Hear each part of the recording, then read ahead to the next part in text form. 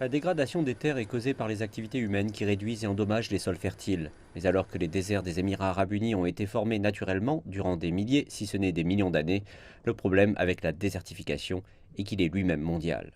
Il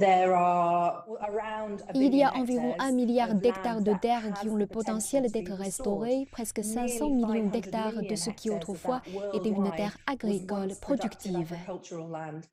Et ramener cela vers la productivité pourrait assurer le quotidien de subsistance de millions de foyers dans le monde. La désertification est un défi majeur au Moyen-Orient et en Afrique du Nord, une région où l'eau se fait déjà terriblement rare. Selon des experts, cela empirerait avec le changement climatique qui pourrait aussi menacer la sécurité alimentaire.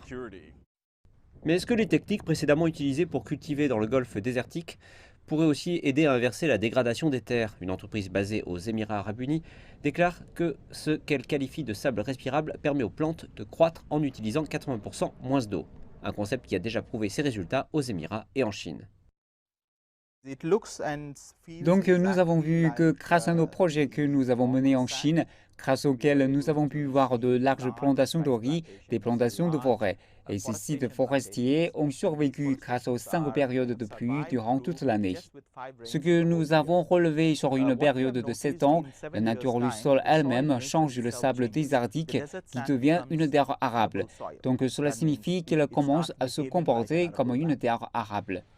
Les pays du Conseil de coopération du Golfe reposent largement sur les importations pour leurs produits alimentaires, et tandis que cette technologie pourrait certainement renforcer la sécurité alimentaire.